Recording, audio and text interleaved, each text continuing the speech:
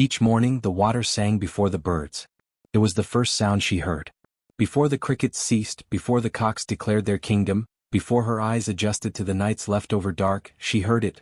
The clatter of the kettle, the scrape of the match, the hiss of fire catching. Her father never said a word. He didn't have to. The rhythm of his ritual was louder than any scolding, more exacting than any sermon. He boiled the water slowly, watching it like it might change its mind halfway through. Then, when it began to roll and twist in the pot, when the bubbles swelled and burst like spirits trying to escape, he'd lift it with both hands, walk to where she lay and pour it just beside her feet. Never on her feet. Never enough to leave a mark. But always close enough that her skin jumped in place, and the smell of hot steam clung to her toes like warning. She never screamed. Not after the first time. That first morning her cry had shattered the house and sent birds spiraling into the sky. Her mother had said nothing then. Just looked at her, then at the kettle, then away. That look had been worse than the heat. So Ada learned. She learned not to shift when the kettle came near. Learned to hold her breath when the steam kissed her ankles. Learned to clench her toes and smile with her eyes, even as her soles begged to flee. She learned that scars weren't always visible.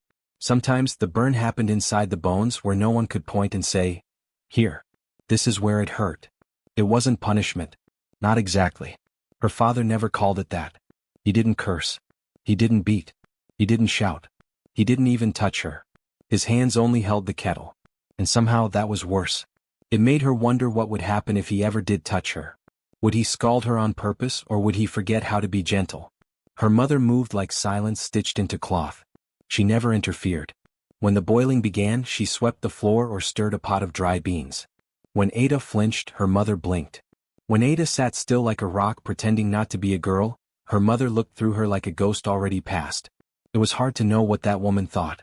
Harder still to imagine she had ever been a girl who laughed, or cried, or whispered dreams in someone's arms. She folded herself into corners. Folded herself into silence. The hut was small. 3 mats, a low fire, one window that stayed shut even in heat. It smelled of old onions and damp cloth, of water boiled too long. But Ada's corner smelled different. After enough mornings her space smelled like metal and steam. Like something once burned but not enough to leave ashes. Like warning. Outside, the world continued without noticing her. The market women sold their wares with wide grins and louder voices. The children ran, chased chickens, fell and got up laughing. The elders gathered under the tree by the mosque, nodding as though time belonged to them. Everyone acted like the world was simple. Like love came naturally. Like fathers smiled. Like steam was for tea and not terror. But inside Ada's skin something was shifting. Not soft like hope, but sharp like knowing. Knowing that no one would come. That no one would stop him.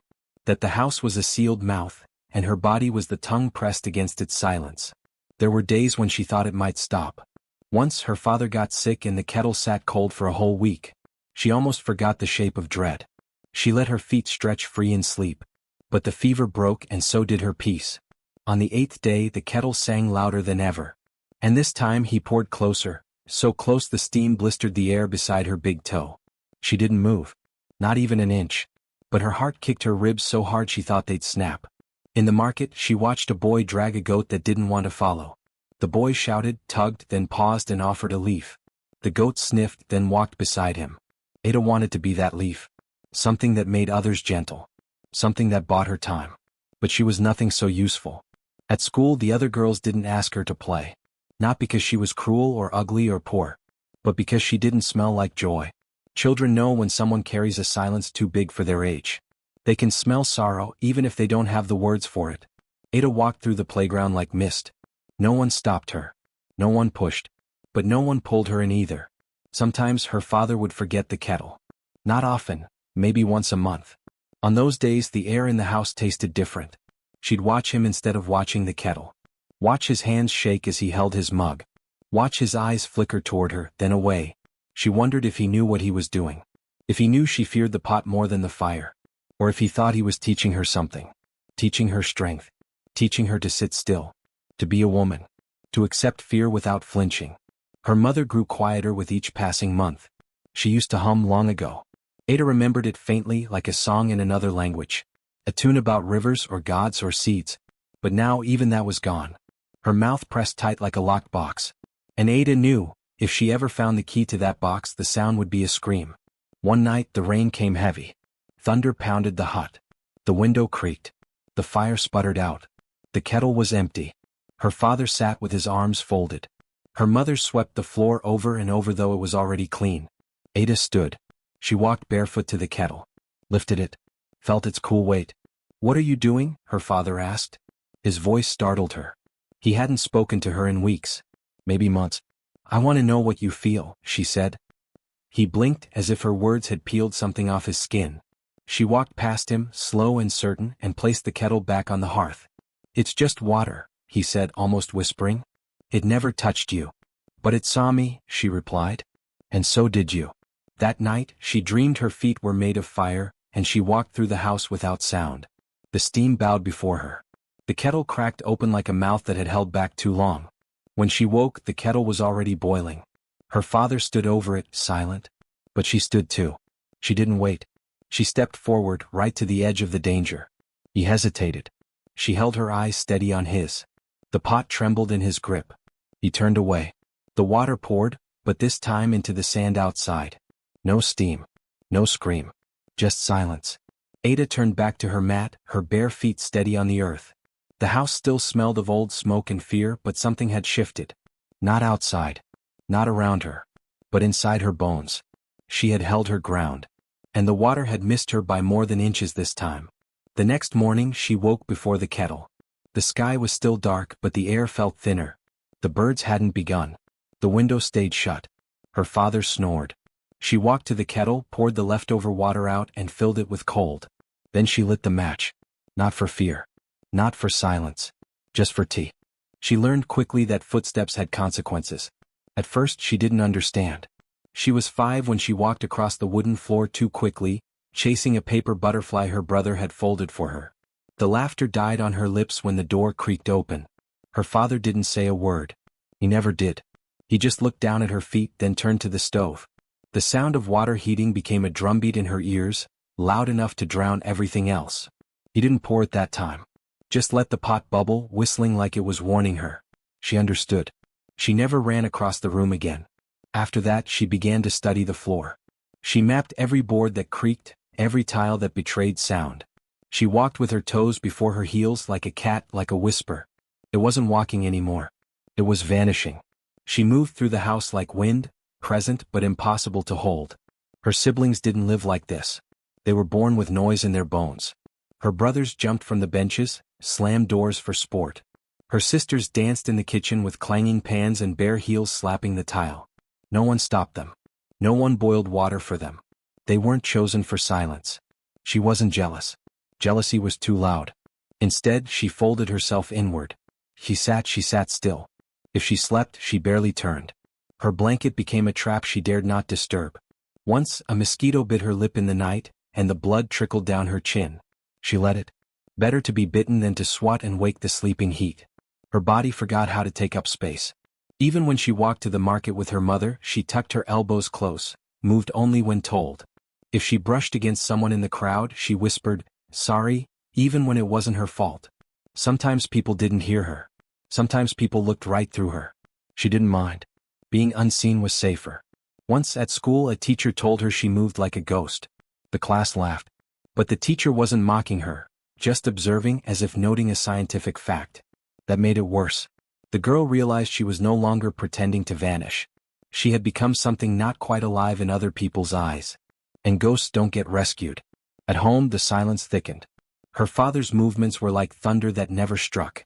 She learned to read his eyes, to hear danger in the way he set down a spoon. His silence had volume. It taught her to inhale quietly, to exhale into her sleeves. Even breathing was something to do carefully. Once she dropped the spoon. Just once. It clattered against the floor with a metallic clang. Time split open. Her father's chair scraped back. She froze. The boiling had not yet begun, but she could feel the heat rising from the memory of it. The silence that followed was worse than shouting. It lasted hours. He didn't touch her. He didn't need to. He just looked at her feet once, then left the room. She didn't cry. Crying made your chest move, made your nose sniffle. It was noise. She swallowed her tears like she swallowed everything else, quietly with her back straight. The room she slept in had thin walls and no lock. She lined the floor with old cloths so she could walk without a sound. She learned to open doors by pressing down the handle just so, a soft twist, then lift. She practiced until the door side opened like it wanted her to pass. The neighbors used to ask why she was so quiet. Then they stopped asking. At night, when no one could see, she would sometimes press her feet to the cool floor and remember what it felt like to be loud. She would imagine stomping, laughing, dancing like her sisters. But only in her mind. Her body didn't remember how anymore. One night, she watched a spider crawl across the ceiling and felt a strange kind of envy. The spider made its own path. Its legs were soft, but they carried it wherever it pleased. No boiling water waited for it. No eyes followed it with unspoken threats. It was weightless. Free. She wondered if she'd always be like this, careful, small, afraid of her own echo. She wondered if the silence would ever end, or if she would carry it like a curse, like second skin. Then the floorboard by her bed creaked. She hadn't stepped on it. Someone else had. She didn't move. She didn't breathe. She just closed her eyes and became invisible again. The room with no footsteps stayed quiet, but not empty. The laugh came from nowhere. She hadn't meant to. Hadn't planned it, hadn't even felt it building. It just slipped out, sharp and sudden like light through a crack. She had been helping her little sister pick stones from the basin of uncooked rice, hunched beside the window where the sun reached in like a hand. Her sister told a joke, a foolish one, something about a goat that refused to eat stolen yam. It wasn't clever. It wasn't new. But it was told with such ridiculous sincerity, such solemn outrage in her tiny voice, that Ada forgot herself. She threw her head back and laughed. It wasn't loud by the world's standards, but in that house of whispering and steam, it was an explosion. Her laugh rang off the tin pots. It bounced across the walls like a loose flame. Even her sister froze, startled by the sudden noise. Ada slapped her hand over her mouth too late. They heard the chair scrape in the parlor. Her sister's eyes widened. "Sorry," the child whispered, though she hadn't been the one who laughed. Ada shook her head and helped gather the rice quickly. Nothing more happened that day. Her father did not enter the room.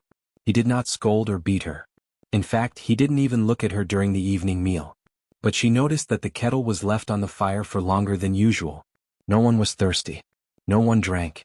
Still, the kettle hissed and fumed as if something inside it had been insulted. Night came slow, sticky, and swollen with heat. She lay on her mat in the corner, the fan above her too weak to do more than hum. Sleep came in shallow waves. Somewhere past midnight, the floorboards betrayed him, just once. A soft creak. Then silence. Her eyes flew open. She saw the silhouette first. The orange glow of the coal lamp caught the curve of the metal kettle in his hand. He didn't speak. He never did. He just walked to where she lay, bent down, and set the kettle on the floor beside her mat. She sat up, not fully awake, her heart rattling in her chest like loose change in a tin. Her mouth was open but no sound came. Still without a word, he unscrewed the lid. Steam unfurled like fingers into the air. She smelled it before she felt it, that sharp, coppery scent of boiling metal, the promise of pain. "No," she breathed, her voice like cloth. He didn't answer. He reached forward, took her foot in one hand and lifted it gently, like he was checking a melon at market, like it meant nothing. She didn't kick. She didn't scream. She knew better. She simply turned her face to the wall, biting the inside of her cheek until the blood came. Then the burn kissed her. It wasn't like the near misses she had known, those cruel rehearsals of pain he had taught her for years. This was the real thing. The water touched the skin of her heel with the deliberation of a match held to paper. For a second her brain didn't catch up. Then came the white. She jerked, not meaning to. A scream tore itself loose from her throat, sharp and high. The kettle hit the floor. The water splashed, some on her mat, some soaking into the wall. The smell of her own skin rose into the room like something sacred and ruined. He stood, wiped his hand on his shirt and walked out. Still no words. Still no name. She curled around the burn, her body heaving. It wasn't the worst part. The worst part was knowing she had asked for it. Not with her words. Not with defiance. But with a laugh. That sound, that living thing that had escaped her throat, it had broken the rules. And now the rules were reminding her. By morning, the blister had formed, fat, clear, glistening like a second soul on her skin. She wrapped her foot in the cleanest rag she could find and didn't limp, even though every step screamed. No one asked. No one needed to. Her mother's eyes landed on the bandage for half a second at breakfast. She moved the salt shaker closer. That was all. Her sisters didn't speak. But they watched her more now. Like they were waiting to see if she'd disappear. Like maybe if they looked long enough they could figure out how she kept surviving. The next time her little sister told a joke, she smiled without sound. The child looked confused, then disappointed, and finally said nothing more. At school, Ada no longer answered questions unless called. And even then she kept her voice flat, small. Her laugh had been a betrayal, not to her father but to herself. It had reminded her that there was something inside her still warm, still human. That was dangerous. The blister eventually faded. The skin peeled away like old wallpaper, leaving a patch of smooth pink flesh. It didn't scar. That made it worse in a way. Pain without proof. A memory no one would believe. But she remembered. The laugh, when it came to her in dreams, now startled her awake. Not his kettle, not the hiss of water, not the threat of heat. Just the sound of her own joy, echoing from her sleep. It felt foreign now, like another girl had made that sound. One who had forgotten the rules. One who wasn't her. Even in her mind, the laugh seemed dangerous. Uncontainable. It stretched her ribs too wide, pulled light into her eyes. She feared it more than she feared the pain. She avoided joy after that. Steered clear of jokes. When her siblings laughed too hard, she left the room. When someone at school said something funny, she pinched the inside of her arm just enough to keep herself silent. Sometimes, her mouth twitched upward on its own. That frightened her most of all. The neighbors noticed too. "She's a serious girl," they'd say. "So quiet. So obedient. She doesn't smile," the women whispered. "Even as a baby she was like that. She's strong," some said. "She'll make a good wife. Nothing shakes her." They were wrong. She had been shaken, boiled, broken in pieces so small she couldn't remember the shape of her own spirit. But she wore the silence well. Like a borrowed garment that she'd grown into. Like skin. Her father never mentioned the burn. Never needed to. He had trained her with fire, and fire was memory. He saw that she no longer laughed. That was enough. There were moments when something almost broke through. The time her sister brought home a chicken that laid 2 eggs in one day. The way her friend stumbled through a tongue twister and turned red. But each time she caught herself just in time. She swallowed the laugh before it reached her lips. Swallowed it deep, down where the heat couldn't reach. Years later, long after her feet had healed, long after her father's grip had loosened with age, she would sometimes press her palm against the smooth skin where the blister once lived. She would stare at it in silence, remembering not the pain, but the sound that had caused it. The laugh that had made her feel, for one stolen second, like someone who could live out loud. She never laughed again. Not because she couldn't, but because something inside her had learned the price. And it wasn't just heat. It was being noticed. It was being alive in front of someone who hated that you were alive. So she smiled only in secret. When the house was empty. When the mirror caught her alone. When no one could hear the breath of joy trying to rise from the ashes of her throat. Because that was the cruelest part. The laugh hadn't died. It had only gone quiet. She no longer looked at her feet. There was no point. The skin had grown thick, darkened, and rough like tree bark. No matter how much she scrubbed at night with ash and water, they stayed that way. The first few weeks, she had tried everything, wrapping them in rags, dabbing crushed leaves and herbs she'd seen her grandmother use long ago. But nothing softened them. Nothing soothed the ache that didn't come from an open wound but from something deeper, like the memory of heat that never left. She had never been burned, not in the way that left obvious scars. But her feet had learned to fear. They flinched at steam, at the sound of the kettle, at the smell of wet firewood and rust. And even when her father didn't come near with the boiling water, the fear clung to her soles like a second skin. Fear shaped them. Hardened them. The walk to market was long and the road was sharp. Broken glass from beer bottles. Pebbles that cracked like teeth beneath her step. Thorns. But she never wore slippers. She couldn't afford them, but even if she could, she wouldn't. Something inside her said the pain made her real, like if she could survive this, she could survive anything. So she walked, barefoot and silent, head down, arms folded, steps like shadows. At first, the market women used to stare. Some whispered. Some laughed. "Who walks barefoot like that on this kind of road?" One of them said once, half pity, half amusement. "Maybe she wants the devil to notice her." But then days passed. Then weeks.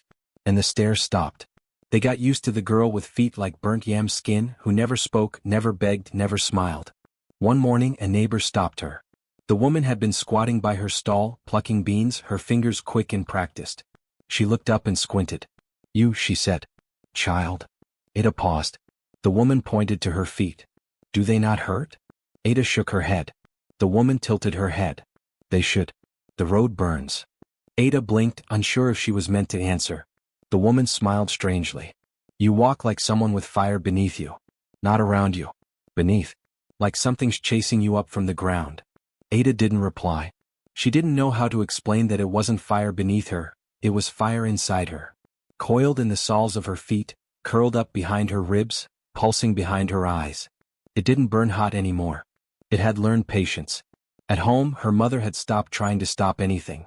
There were no words between them now. Only nods, only glances. Her mother saw the feet, of course. She washed the basin when Ada soaked them. She noticed the missing rags and the dwindling balm. But she said nothing.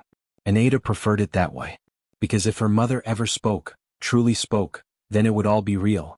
It would mean she'd known and done nothing. Some nights the pain returned. Not the sharp kind. The dull kind, like ghosts pressing on the soles of her feet, reminding her of the time she'd flinched, the time she'd tiptoed across the kitchen because the kettle had been left on the fire just a little too long. She remembered the way the steam curled toward her toes like fingers. Always close. Never touching. But always there. Enough to teach her what could happen. Enough to teach her that it might. Her brothers still ran loudly through the halls. Her sisters still dropped things without care. The house sang with noise that never reached her. She learned to walk like water, slipping past corners, quiet and invisible. And her feet, tough as bark now, never betrayed her. They made no sound. They needed no softness. She was training them for something. She didn't yet know what. One afternoon, while helping carry cassava sacks, she stumbled. A shard of glass lodged into her heel. She didn't cry out. Just stood there waiting. The other girl beside her screamed louder than she did. "You're bleeding," she said. Ada looked down. Blood, thick and slow, dark like smoke, pooled under her heel. The glass winked up at her. She knelt, pulled it out, tied her wrapper around it and kept walking. The pain didn't matter. What mattered was not making it to the fire. Not giving her father a reason. Not giving the world a weakness to point at. Later that night, as she peeled the wrapper off, she noticed something strange. The wound was small, shallow. Her feet had learned something new, how to close fast, how to protect. Even pain had stopped making space inside her. She was growing into something else. Something not fragile. She touched the sole of her foot just once and whispered to it, "Thank you." She didn't know if it was becoming armor or becoming truth. But either way her body had decided, no more running. Let the fire come. Let the steam rise. She would not step back again. There was only one mirror in the house. A small, chipped rectangle, crooked on the kitchen wall. Its glass was old, warped in places. When she looked into it, her face bent and rippled like water disturbed by wind. But still it saw her. It whispered versions of herself she didn't trust. Versions where her eyes didn't look tired, where her lips almost smiled, where her cheeks pretended not to have held tears too often. It lied kindly, but she still hated it. Every morning, her mother stood in front of that mirror, tying her scarf, wiping the corners of her mouth, pinching her cheeks into some memory of youth. And every morning Ada would turn away. She didn't want to see her mother in it. Because if she did, she might see the stillness there, the same silence that sat behind her own eyes. Her father never looked in the mirror. He passed it like he passed everything in the house, with sharp steps and blank eyes, always holding something hot in his hand. Steam didn't need to see itself. Fire didn't need reflection. Ada, though, had once looked. Years ago, when her laugh still rose without fear and her feet still flinched at warmth. She remembered seeing herself then, caught in a moment of careless joy, head tilted back, lips parted mid-laughter. She had smiled into the mirror and waved at her own reflection like a friend. That girl was gone now. Now, when she passed by the kitchen, she kept her eyes to the floor. She wiped her face with her palms, never checking if anything remained. She fixed her wrapper by feel alone. There was nothing she wanted to see anymore, and nothing she trusted herself to recognize. But the mirror watched her anyway. It hung there, silent and crooked, and caught her in its corner. Sometimes, if she moved too fast, she'd catch a flicker of someone standing there, a flash of skin, of hair, of something watching her back. It was always gone too quickly to be sure. But it made her heart pause every time. One evening, after her father had left for the compound and the kitchen was empty, she stood before the mirror again. The light was low. The kerosene lamp flickered. Her reflection stared back, but it didn't move like her. Its eyes blinked a second late. Its lips seemed thinner. The more she stared, the more she felt like she was watching someone else wearing her face. "Who are you?" she whispered, and the girl in the mirror said nothing. That was the night she broke it. She didn't plan to. Her hand moved without thinking. One sharp swing of the cooking spoon in her grip, and the glass shattered with a sound too soft for what it meant. The shards rained down like silver rain, catching light as they scattered across the kitchen floor. She stood frozen, heart pounding, afraid someone would come rushing. But no one did. In the silence that followed, she gathered the pieces one by one. Carefully. Tenderly. As if picking up pieces of someone who'd finally fallen apart. She took them to the garden. The earth was soft from last week's rain. She dug with her hands, pushing the soil aside, and buried each shard like a seed. A funeral of glass. Her fingers bled. One sharp edge kissed her palm, but she didn't flinch. She buried the last piece deep, covered the hole, and patted the dirt smooth. Then she sat there in the dark, her hands muddy and aching, listening to the wind in the leaves. That night, she slept without dreaming. For the first time in weeks. In the morning, her mother called from the yard. Ada.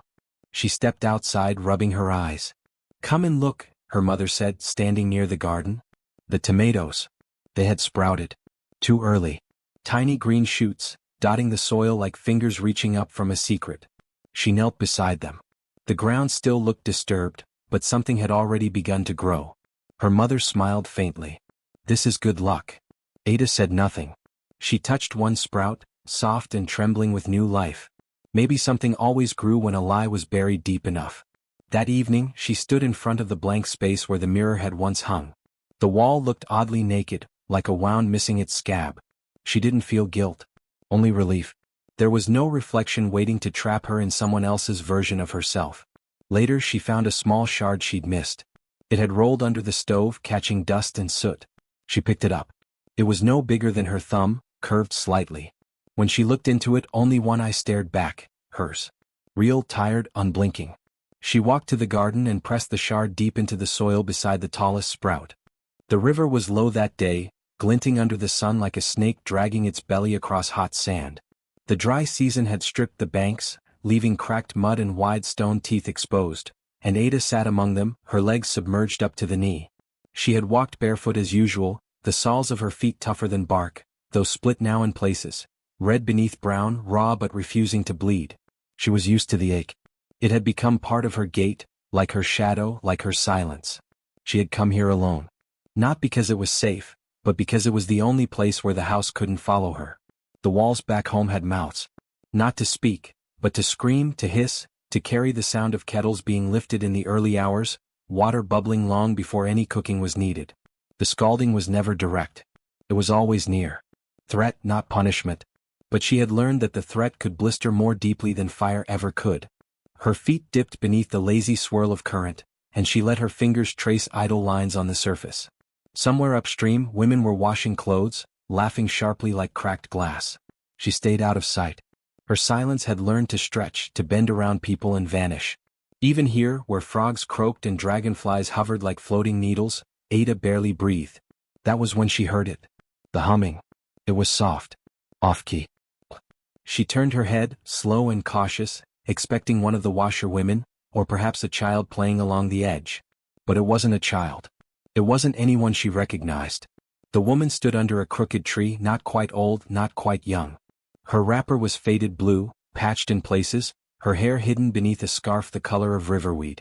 She had no basket, no bundle, no shoes.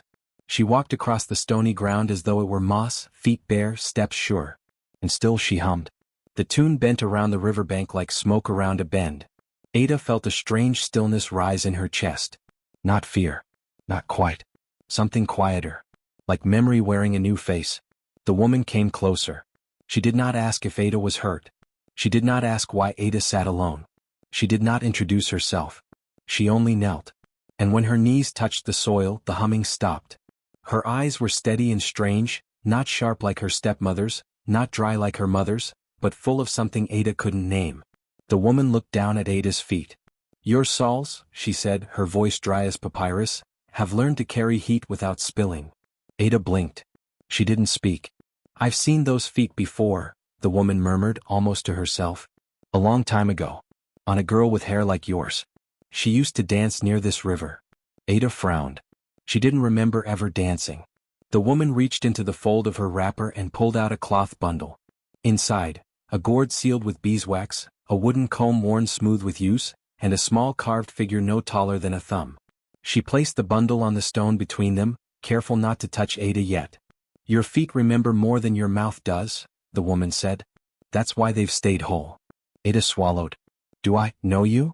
The woman smiled, a small curve, tired but kind. No. But your mother did. Ada stiffened. My mother is gone, the woman finished gently. But not gone from me. Silence pulsed between them. The river burbled, soft and steady. Wind slipped through leaves overhead. I saw you walking last week, the woman went on. You didn't flinch when you stepped on thorns. You didn't bleed when the ground cut you. That kind of pain hardening is not born. It's made. Ada looked down at her feet, calloused and cracked, stained with red dust and river water. I came, the woman said, to remind your skin of what warmth can feel like. And then, without asking, she reached out and cupped Ada's foot. Ada didn't pull away. The woman's hands were warm, not scalding, not hot like the air inside her father's kitchen. But warm like sun-warmed cloth. Warm like bathwater before the world turns cruel. Her thumbs pressed circles into the arch of Ada's foot, slow and deliberate. And something in Ada's chest gave way, not a crack but a loosening. A breath she hadn't realized she'd been holding. You don't need to speak, the woman said. Not yet. Let the bones remember first. She worked silently, rubbing something from the gourd onto Ada's skin. It smelled of shea and something older, bitter and clean. Her hands never hesitated. Ada watched the way her fingers moved, gentle but sure, like someone untying a knot that had waited years to be noticed. When she reached the heel, the woman began to hum again. And this time Ada recognized the tune. It came in fragments like torn cloth, a lullaby half remembered from a room she barely recalled. A note her mother once hummed while plaiting her hair. A melody that had clung to her childhood like smoke to cloth. She blinked. The woman paused, looked up. You remember it? Ada nodded, slow. She used to sing it to you. Before sleep. When your feet were still soft. Ada's lips parted. Her throat caught. It wasn't that she had forgotten. It was that no one had ever said her mother's name out loud in years.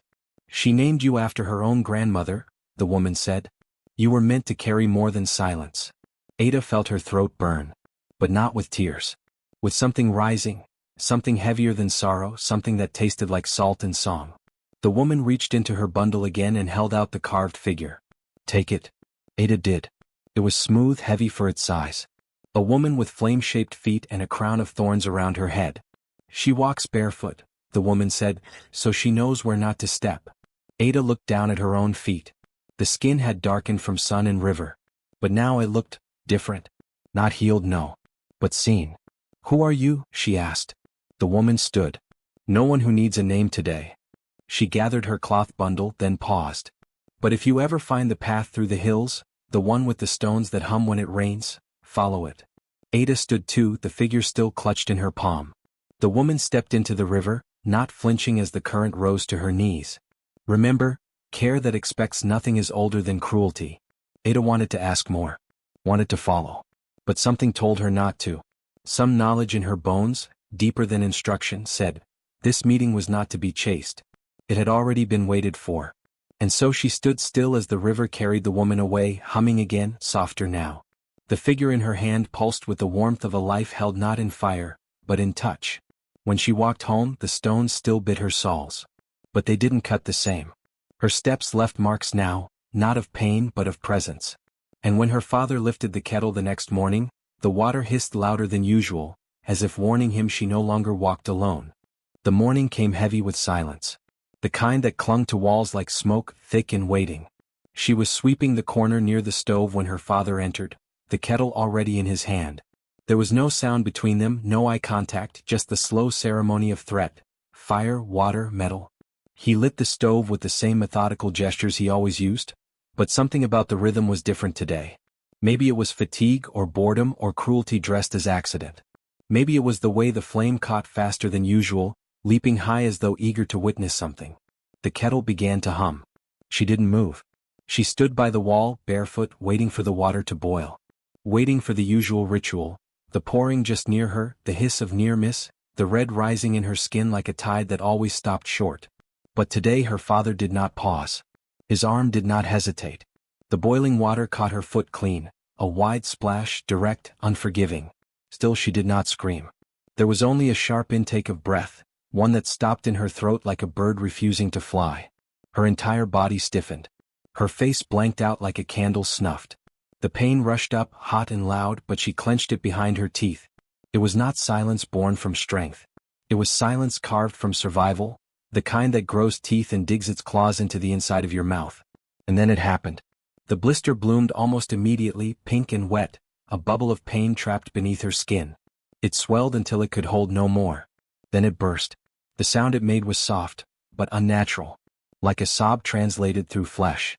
A boil that cried out when she wouldn't. The water in the pot hissed in answer as though startled. Her father, still holding the kettle, froze. Across the room her mother turned. For the first time. Not to help. Not to speak.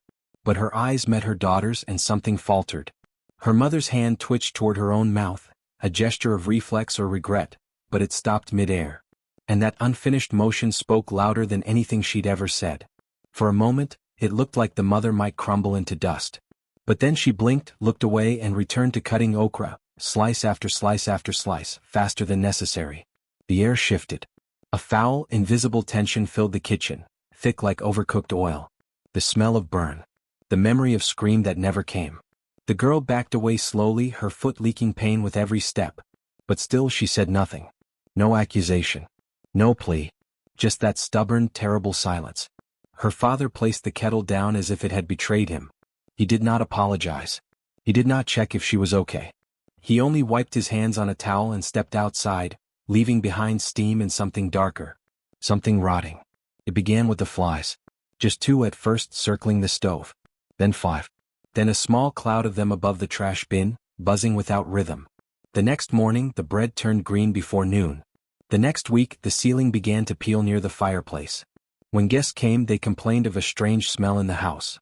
Like heat that had gone sour. Like sweat bottled too long. No one could explain it. She limped quietly through those days, foot bandaged in rags. The pain stayed but it was dull now, a background hum beneath everything. At night she watched the skin of her heel mend itself in crooked lines. She touched the edges gently and wondered why her body still bothered to heal at all. Her siblings noticed too. Her older brother stopped stomping when he entered rooms. Her youngest sister began walking without shoes, mimicking her. The house grew quieter, not from fear but from attention. Like something sacred had cracked open and no one knew whether to run or kneel. But the most startling thing happened the day her mother poured water to boil yam and it took 3 tries to catch fire. 3 tries. The flame flickered, rose, then died again, like it was reluctant. The mother frowned, tried again, succeeded on the 4th attempt, but her hands shook as she placed the pot. That night they ate in silence. But every spoon that touched a plate sounded like a question. And the girl, the one with the healing foot and blisterless mouth, chewed slowly. She tasted everything. Salt. Oh. Regret. The rot had begun. Not in the food. Not in the house. But in the air between them, where silence used to hide, now something else moved. Something growing. Watching. Waiting. That night, sleep doesn't come easily.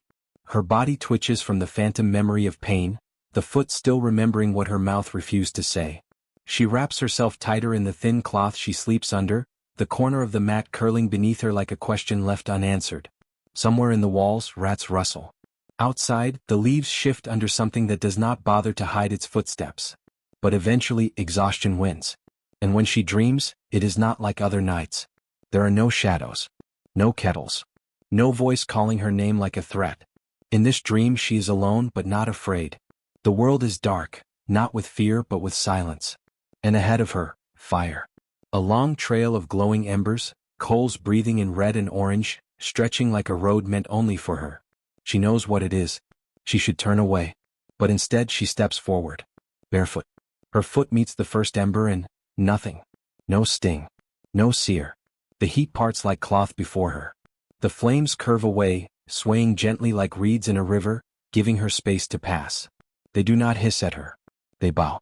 And she walks, each step sure, each movement slow. The fire does not fight her. It welcomes her. Honors her. Her feet do not burn. They glow. At the end of the path there is no doorway.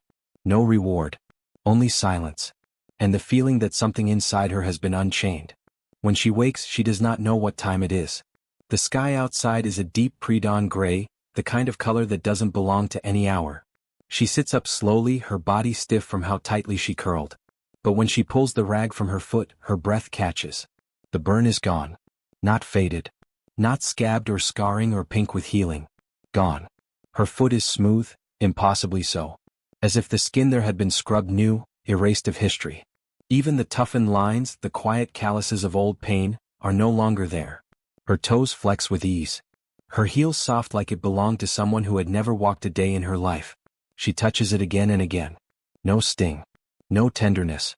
Just skin. Then she places her foot on the ground. The mat warms beneath her touch. Just slightly. Like something alive had brushed past it.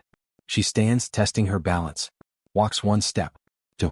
By the third step, the floor remembers her again, but not the way it used to. It does not ignore her weight. It doesn't creak either. Instead, it holds heat.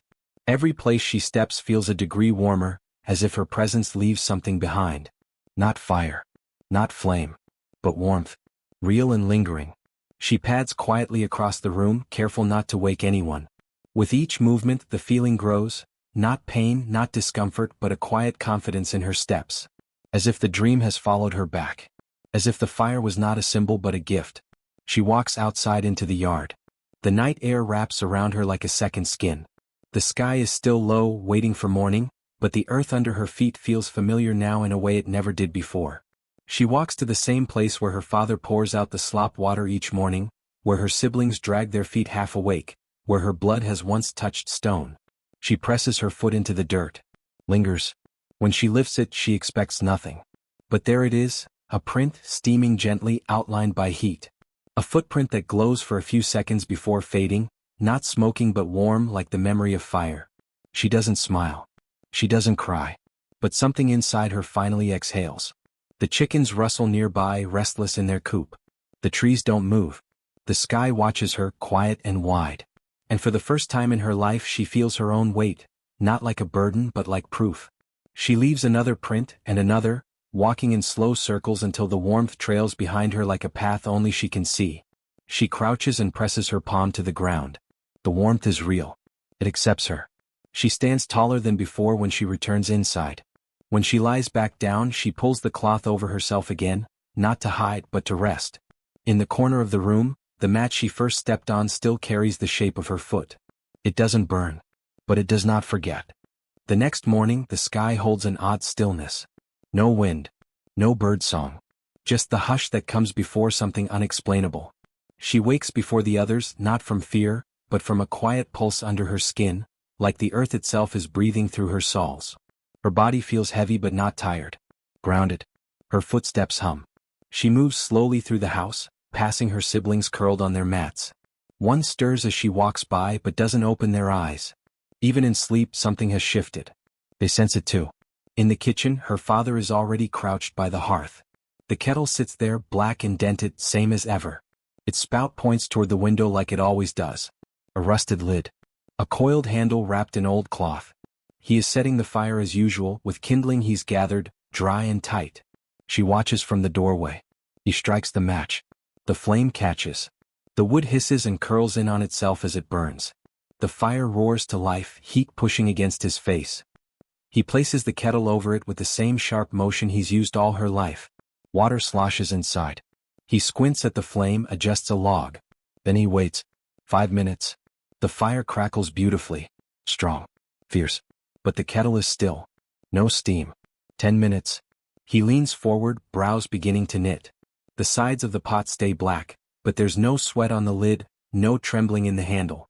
He lifts it slightly, feels the bottom. Still cool. Not even warm. His fingers jerk back, not from heat, but from confusion. He mutters under his breath and adds another stick to the flame. 15 minutes. The fire is hungry now, flames licking up the kettle's sides. He fans it harder, sweat building on his forehead. The wood smells of sap and ash. But the water doesn't move. It sits calm, unbothered. Not a single bubble forms. She's still in the doorway. He glances at her once, just briefly, and then away, as if looking too long would let something slip out. Her mother appears next, rubbing her eyes with the edge of her wrapper. She notices the blaze first, then the pot, then her husband's face. Then she turns to the girl. The girl doesn't flinch.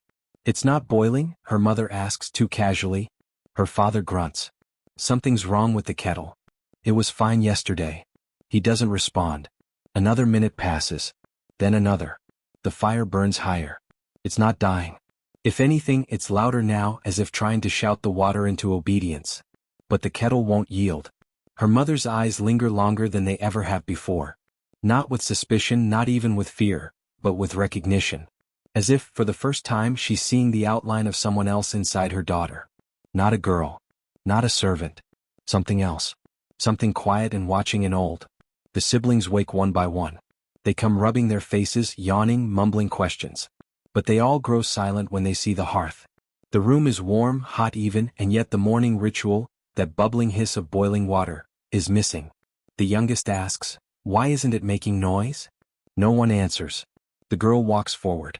Her feet make no sound on the floor. She stands near the hearth but not too near and looks at the kettle. She doesn't touch it, doesn't breathe on it, just watches. The water remains still. She listens. There is no boiling. But there is sound, deep in the walls, in the corners of the ceiling, underneath the floor. The kind of sound that isn't made by mouths. The kind that comes when a house holds its breath. Her father shoves the kettle off the flame. "We'll use the other pot," he snaps. But even his voice lacks weight now. He sets up the second kettle, lights another fire, stronger than the first. Same wood. Same water. It doesn't boil either. He curses. The girl says nothing. But when she walks past her siblings, they part for her. Not because they were told, not out of fear. But because the house seems to ask them to. Because something unspoken has begun to settle in the air. Not power. Not revenge. Presence. The girl returns to her corner. Her hands stay folded in her lap. Her eyes do not blink more than usual. But now, every step taken around her is softer. Every cough is quieter. Even the flies buzzing near the fruit hold back, as if uncertain whether they belong here anymore. The house is no longer silent. It is listening. They say she ran away. One day she was in the house, sweeping ash from the hearth. The next, the floor was cold where she used to sit. Her mat was empty. Her bowl untouched. Her sandals left behind. She vanished as if peeled out of the world, clean like a breath drawn in and never let out. Her family told the neighbors she ran away. Stole food and slipped into the woods at dawn. They spoke with shame heavy in their voices but not grief. Her mother folded clothes slowly that day. Her father sat in the courtyard with hands bandaged and wet, scowling at the sky like it had betrayed him. The siblings were quiet, not shocked, not sorrowful, but quiet like they'd been waiting. But not everyone believed the story. The girl's neighbor, old Leone, who lived with 5 cats and a bone collection on her porch, swore she saw something else. She told anyone who'd listen that she rose before the roosters that morning and heard humming, soft, steady, not from a throat but from the ground.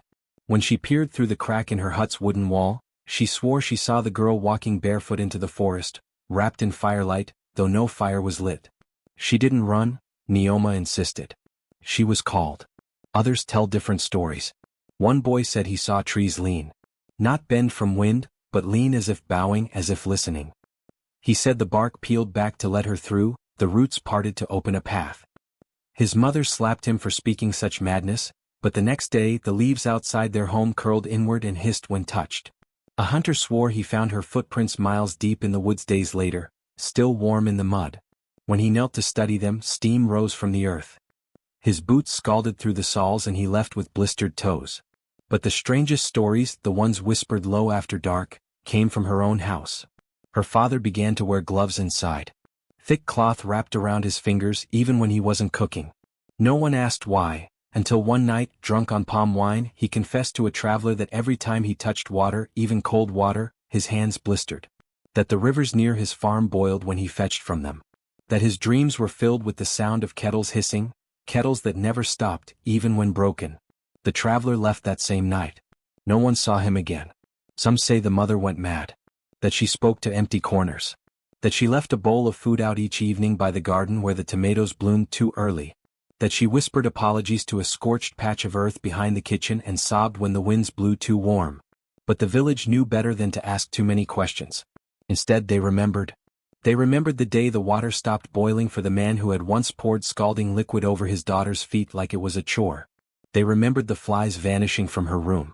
The siblings who no longer laughed aloud. The way the girl had stared into mirrors and refused to see herself, until something older than rage grew quiet inside her, waiting for a voice.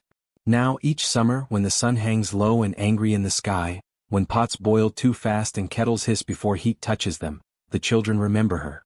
They call her, the girl with boiling blood. They say she comes back when the air thickens. They say, in the stillest hours of the night, just before dawn breaks, if you're awake and listening, really listening, you might hear her feet on the ground, padding softly across dusty yards and cracked thresholds. No shoes. No sound but warmth following behind like a shadow. Doors don't creak when she passes. Dogs don't bark. But all the houseflies disappear. Sometimes families find trails of heat through their homes, lines scorched faintly into the earth. They wake sweating, not from dreams but from presence. Sometimes it smells faintly of burning leaves. Sometimes the scent of tomatoes. Children say she visits those who try to quiet others. Those who strike and shout and shame girls into silence. They say she enters their homes and warms the walls until the pictures melt. Until the mirrors fog. Until the water on the stove bubbles before the match is even lit. Until someone, a father, a mother, a teacher, puts their hand under the tap and jerks back with a scream. The old women, the ones who remember what happened before people stopped speaking truth aloud, say she's not angry. She's not vengeance, they mutter while fanning themselves in the shade. She's memory. She walks not to punish but to remind. That silence burns deeper than flame. That every lie, every slap, every boiling pot is a thread, and some girls learn to weave those threads into fire. The villagers don't speak her name anymore.